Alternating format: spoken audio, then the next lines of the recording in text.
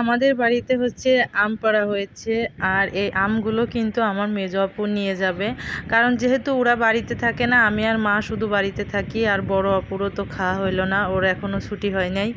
জানি না ও এই আমগুলো এসে পাবে কি না।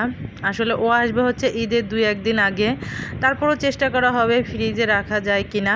আর আমার বর তো এমন একটা টাইমে এসেছিল, তখন আম পাকাও হয়নি, তখন কাঁচা কয়েকটা আম নিয়ে চলে গেছিলো। আর এখন আসলে হয়তো নিয়ে যেতে পারতো, আবার খাইতেই পারতো। আসলে জানি না কিভাবে কি পরামর্শ করে সে একা একাই চলে আসছে। আমার ইচ্ছা ছিল এখন সে আসবে, আম খেয়ে যাবে, নিয়ে যাবে, কিন্তু সে আসলো না। দেখুন কত আম ধরেছে আমাদের বাড়ির চারপাশ দিয়ে, কিন্তু অনেক আম গাছ, অনেক কাঁঠাল গাছ। মাশাআল্লাহ, আমাদের বাড়িটা একদম সবুজে ঘেরা, এত সুন্দর লাগে তা বলার বাইরে।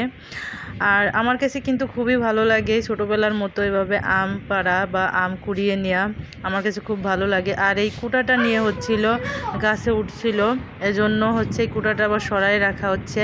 আর আমগুলো আমি সুন্দর করে কুড়িয়ে কুড়িয়ে এই বালতির উপর রাখতেছি, যাতে ওরা এইগুলো বস্তার উপর আবার বস্তার ভিতর ভরে নিয়ে চলে যেতে পারে। দেখুন কতগুলো আম পেড়েছে, সবগুলোই গোল গোল আম। আর আমাদের কিন্তু অনেক আম গাছ, আর এক এক গাছে এক এক রকমের আম। এই আমগুলো একটু বড় বড় আর গোল গোল, আর অন্য রকমের আম আছে আবার লম্বা লম্বা।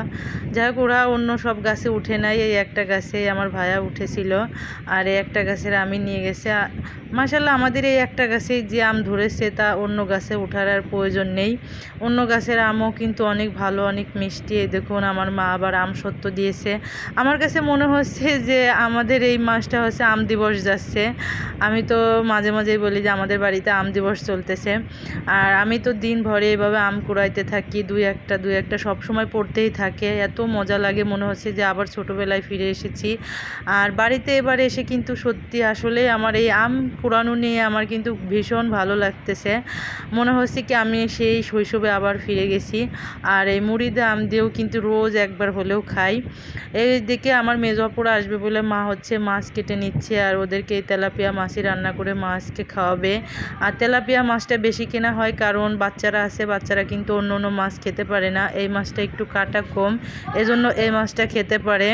আর হচ্ছে পাঙ্গাস মাছটা বেশি কেনে, আর হচ্ছে তেলাপিয়া মাছটা, অন্য অন্য মাছে অনেক কাটা। এদিকে মাছ কোটা দেখে আমি আবার আম কুড়াইতে আসছি, কারণ আমগুলাকে ওদের সাথে সাথে যদি হেল্প না করি তাহলে কিন্তু ওরা পারবে না, ওরা আবার তাড়াতাড়ি বাড়িতে চলে যাবে, কারণ বাচ্চা দুটা রেখে আসছে। আমার ভাগ্নিদেরকে আজকে আনে নাই, ওরা দুইজন আসছে, আবার চলে যাবে খুব তাড়াতাড়ি, এজন্য আমি ওদের সাথে একটু হেল্প করতেছিলাম। আর এমনিতেও আম কুড়াইতে কিন্তু খুবই ভালো লাগে, হেল্পও করা হয়ে যাচ্ছে, আবার মজাও লাগতেছে। যাই হোক, সবার গাছে কেমন আম ধরেছে জানি না, কিন্তু আমাদের গাছে বেশ আম ধরেছে। আর এটা আমি অনেক এনজয় করতেছি। আসলে নিজেদের গাছের ফল খাওয়ার কিন্তু মজাই আলাদা। আর কেনা আমি কিন্তু অনেক ফরমালিন থাকে, ওইসব খাওয়া কিন্তু তেমন একটা ভালো না, আর বাচ্চাদের তো খাওয়ানোই উচিত না। এজন্য কিন্তু আমরা এই ফরমালিন মুক্ত এই খাবারগুলোই কিন্তু খাওয়ার চেষ্টা করি। আজকের ভিডিওটা এই পর্যন্ত। আল্লাহ হাফেজ।